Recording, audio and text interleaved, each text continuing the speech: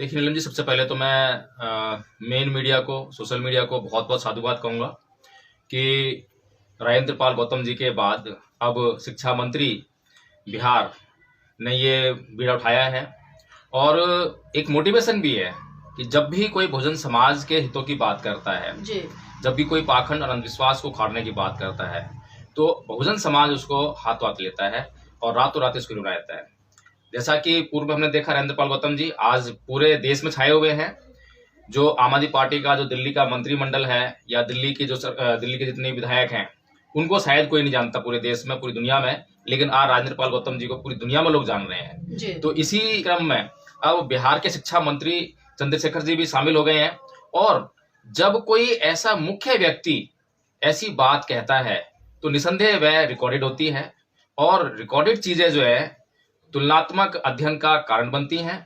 और तुलनात्मक अध्ययन जब होता है तो लोगों के मन मस्तिष्क हिलने लगते हैं, चिंतन होने लगते हैं, और जब चिंतन होने लगते हैं तो कंक्लूजन आने लगते हैं, और जब कंक्लूजन आते हैं तो लोग सोचते हैं, समझते हैं, विचार करते हैं और एक विचारधारा को वो जो है पकड़ने का काम करते हैं और दूसरी को छोड़ने का काम करते हैं। तो ये जो चंद्रशेखर जी ने आज काम किया है, जो परम पूज्य बाबा साहब डॉक्टर भीमराव अम्बेडकर ने 25 दिसंबर 1927 को काम किया था, जो 5 अक्टूबर को राजेंद्र पाल गौतम जी ने काम किया, जो ये काम हो रहे हैं, ये काम असली तौर पे तो नीलम जी ये जो है सरकार का काम है।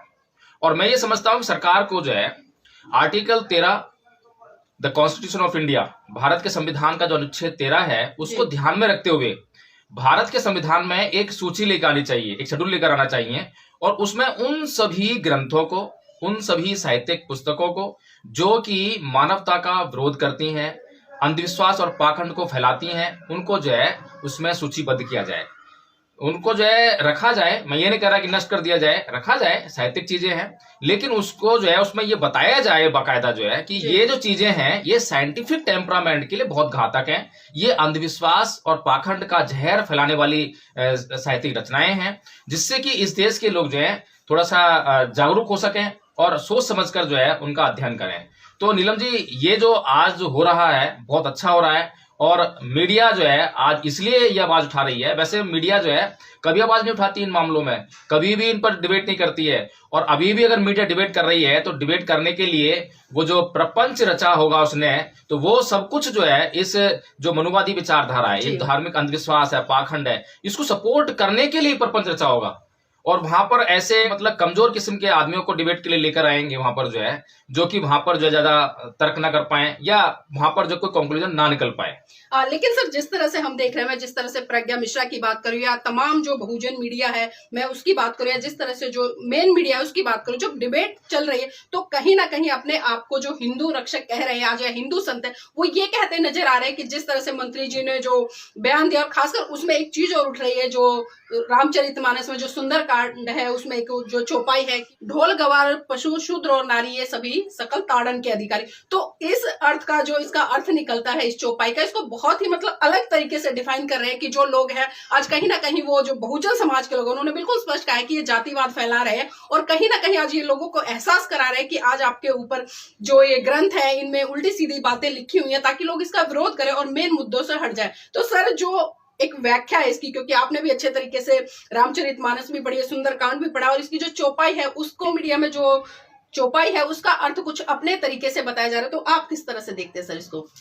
देखिए नीलम जी, इसका जो अर्थ बताया जा रहा है उसको भी हमें समझने का प्रयास करना चाहिए।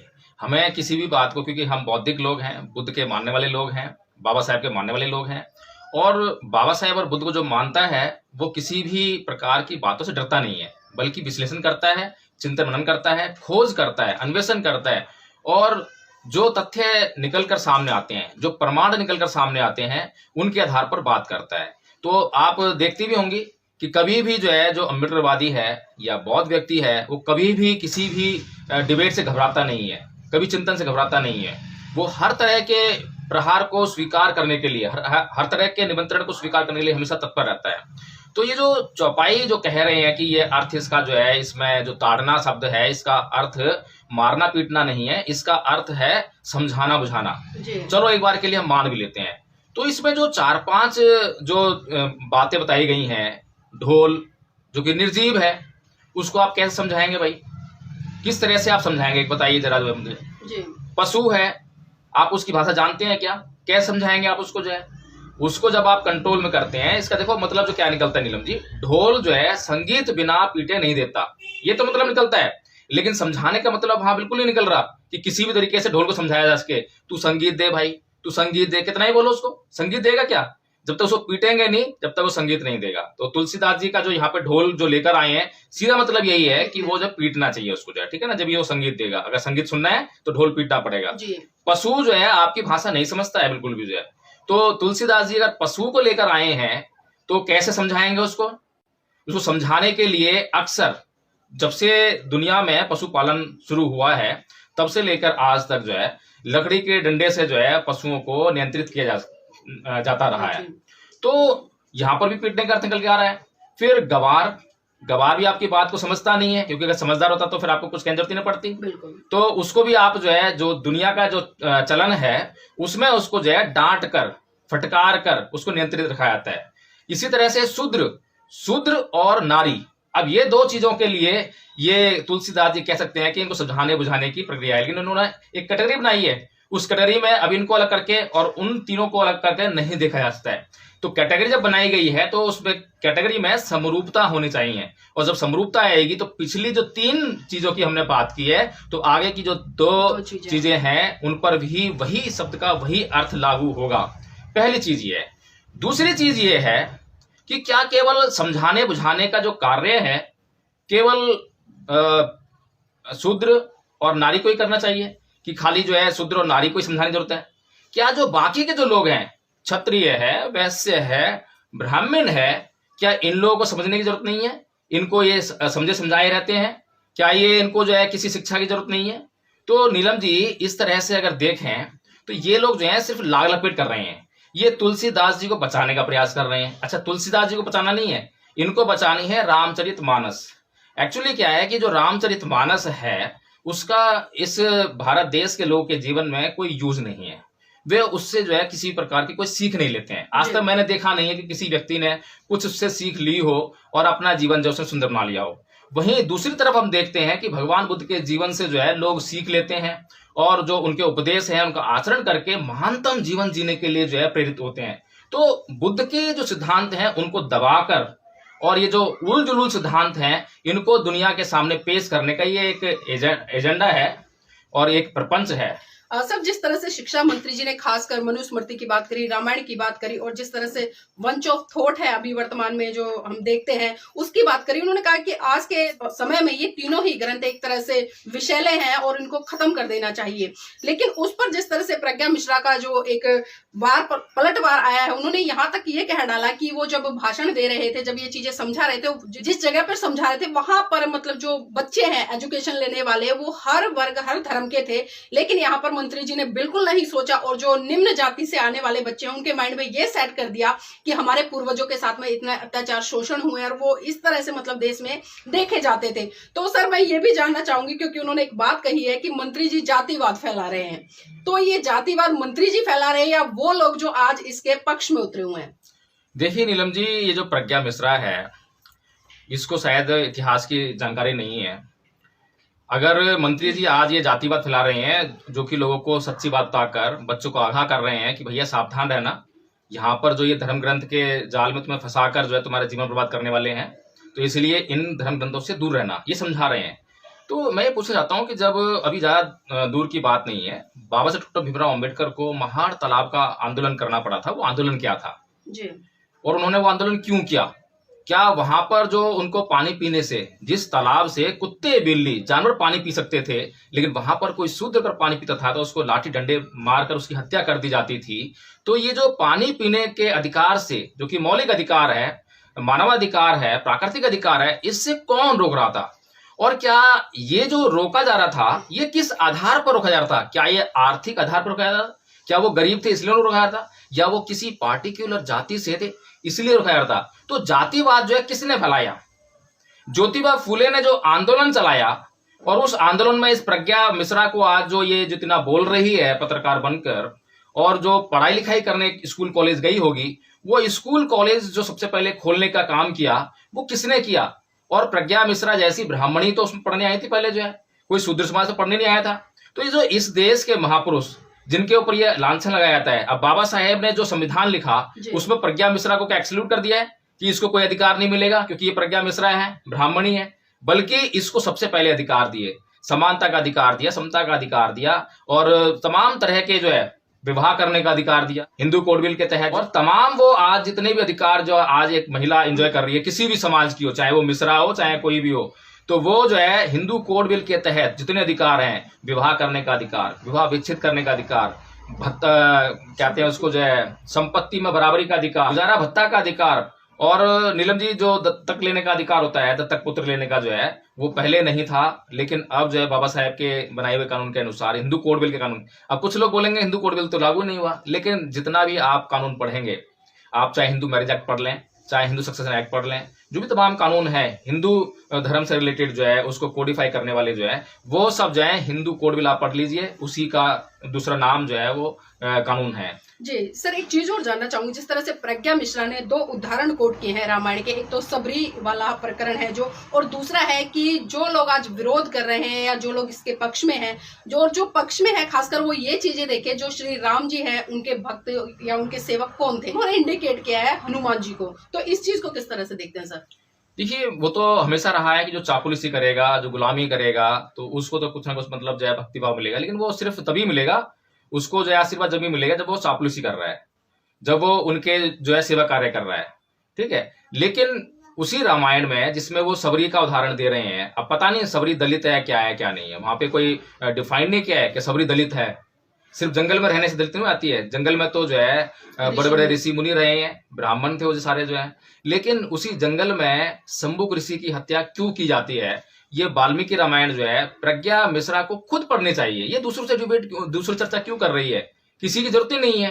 अरे भाई प्रज्ञा मिश्रा, आप पत्रकार हो तो यानी कि आपके अंदर कुछ ना कुछ तो इंटेलेक्चुअल माइंड होगा ही होगा, उस इंटेलेक्चुअल माइंड का जो है आप प्रयोग कीजिए, आप जो है वाल्मीकि रामायण लेकर आइए अपने पास जो है, या किसी से मांग लीजिए, नहीं तो हम दिखा देंगे, हम आपको जो है स्क्रीनशॉट भेज देंगे। लेकिन उन्होंने तो सर ये भी कह डाला कि जो ये चौपाई है मुझे इनके अर्थ से कुछ लेना देना नहीं है, लेकिन मैं बात करूं जिस तरह से परम पूज्य बाबा साहब ने समानता की बात की और हक अधिकारों की बात की, क्योंकि कहीं ना कहीं हम देखते हैं जो तथाकथित अपने आप को ब्राह्मण समाज के लोग कहते हैं, जो अपनी जातियों पर गर्व करते हैं, चाहे उसमें एक नाम और मैं लेना चाहूँ खासकर जो आजकल सोशल मीडिया में काफी प्रचलित है, पूनम पंडित, क्योंकि हम अक्सर देखते हैं जब इनसे सवाल पूछे जाते हैं तो तिल मिला जाते हैं। तो सर एक तरफ तो ये बाबा साहब की बात करते हैं, उनको अपना रिश्तेदार तक कह देते हैं, लेकिन जब इनसे प्रत्यक्ष रूप से या समानता की बातें की जाती है कि धरातल पर क्या हो रहा है, तभी ये मुंह फेरते नजर आते हैं। देखिए, बहुजन समाज का भी थोड़ा सा बुरा हाल है, गधे के सिर पे भी लिख दो जय भीम तो बस पूरा समाज जो है जय भीम करते करते जो गधे पे चल देगा।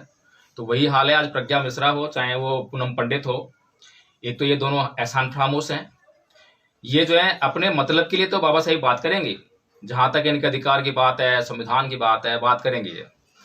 लेकिन मैं ये चाह रहा हूं कि ये जो है दोनों महिलाएं जो है एक बार मनुस्मृति को पढ़े तो सही। अगर ये संविधान यहाँ से हटा दिया जाए इस देश से, और जो हिंदू राष्ट्र की जो कल्पना करी जा रही है, हिंदू राष्ट्र घोषित करने की बात की जा रही है, वो पूनम पंडित बाबर बोल रही थी कि मैं तो सनातन धर्म की रक्षा करूंगी, मैं बागेश्वर धाम जाती हूँ, सनातन धर्म मेरा जो है सनातन धर्म है, मैं उसकी रक्षा के लिए जाती हूँ। तो ये जो जिस सनातन धर्म की बात कर रही है, पहले उस सनातन धर्म में महिलाओं के लिए क्या स्थान है, मनुस्मृति पढ़ लो, आप जो है रामायण पढ़ लो। रामायण तो सबने देखी है ना कि सीता की किस प्रकार से परीक्षा ली जाती है। सीता की परीक्षा क्यों ली थी? कि ये चेक करने के लिए कि सीता जो है पवित्र है या नहीं है, जबकि वहां राम भी उसकी परीक्षा होनी चाहिए थी, लेकिन राम की परीक्षा नहीं होती है। तो ये भेदभाव अगर एक स्त्री को दिखाई नहीं दे रहा है तो उस स्त्री के दिमाग की मैं क्या बात करूं।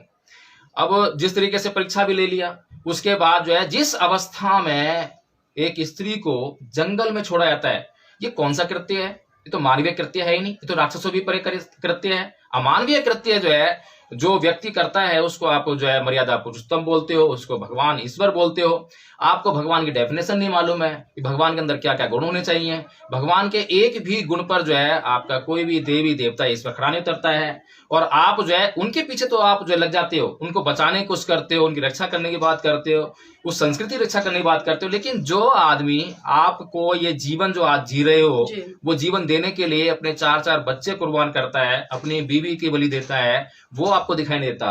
पूरी जिंदगी जो है जितना पढ़ाई लिखाई किया, भूखा प्यासा रह के करा, और कहीं से लोन लिया, कहीं से क्या करा, मतलब जो है कैसे कैसे पढ़ाई कर लिखाई करके, और उसके बाद वो संविधान सभा है उसमें जाने की बात आती है तो जिस असेंबली से जीत कर आते हैं बाबा साहेब, उस असेंबली, उस कॉन्स्टिट्यूएंट असेंबली को जो है उसको जो है क्या नाम है पाकिस्तान को दे दिया जाता है षड्यंत्र करके जो है, ठीक है। और उसके बाद जो है फिर वो जो कांग्रेस है वो मजबूर होती है।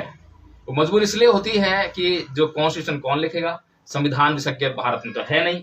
अब संविधान विशेषज्ञ तो बाहर हैं, विदेशी हैं, तो विदेशों में ढूंढते हैं। जब विदेशों में वो नजर घुमाते हैं तो विदेशों से पता लगता है उनको, यहाँ से पता लगता, क्योंकि यहाँ के लोगों का तो माइंड ही नहीं है शिक्षा पर।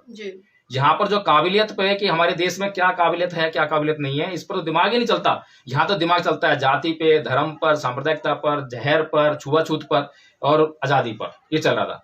तो बाबा साहब डॉक्टर भीमराव अंबेडकर एक संविधान विशेषज्ञ हैं, बाहर से इनको मालूम पड़ा, क्योंकि अभी भी पता लगा ना कोलंबिया यूनिवर्सिटी के 300 साल का जब जो है सर्वे कराया गया इतिहास का जो है, तो वहां पर नंबर 1 स्टूडेंट जो है डॉक्टर भीमराव अंबेडकर है। अब डॉक्टर भीमराव अंबेडकर जो है पूरी दुनिया का जो है नंबर 1 का स्टूडेंट है। ये भारत के लोग नहीं जानेंगे, ये प्रज्ञा मिश्रा नहीं जानती है, ना इसको बोलेगी, ना ये पूनम पंडित जानती है जो कहती है कि मैं तो बाबा साहेब की साली हूं। अरे भैया तुम जो है अगर ये जो अम्बेडकरवादी हैं इनकी साली हो तो बाबा साहेब की इज्जत करना सीखो ना। बाबा साहब डॉक्टर भीमराव अंबेडकर ने 14 अक्टूबर 1956 को धम्म प्रवर्तन किया था। उन्होंने क्यों किया था, इसको पढ़ो, इसको जानो, इसको जो है इसको जानकर जो है तुम भी बौद्ध बन जाओ, तब तो पता लगेगा तुम साली हो। लेकिन जो है जब तक तुम बाबा साहेब डॉक्टर भीमराव अंबेडकर की बात नहीं मानती हो तो बाबा साहेब डॉक्टर भीमराव अंबेडकर से किसी भी तरह का नाता जोड़ने की तुम्हारी औकात नहीं है।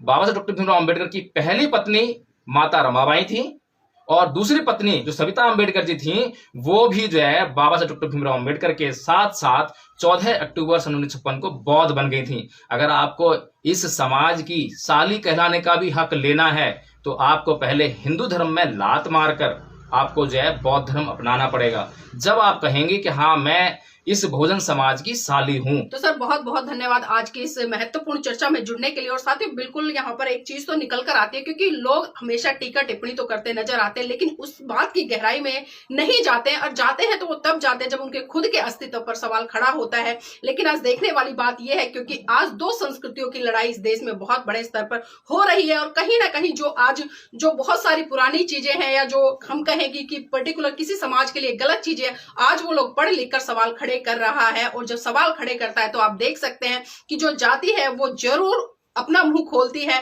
और कहते हैं कि जाति जाति नहीं है। और यही चीजें आजकल हमें मेन मीडिया से लेकर सोशल मीडिया तक देखने को मिल रही है। तो बने रहिएगा साथ। और साथियों इस वीडियो को देखकर जो भी आपके विचार उत्पन्न होते हैं वो हमें जरूर साझा कीजिएगा कमेंट के माध्यम से। और अब तक जिन साथियों ने एनबी न्यूज 24x7 चैनल को सब्सक्राइब नहीं किया है तो उसको सब्सक्राइब कर लीजिएगा, इस वीडियो को शेयर कीजिएगा और साथियों कमेंट करना बिल्कुल ना भूलिएगा।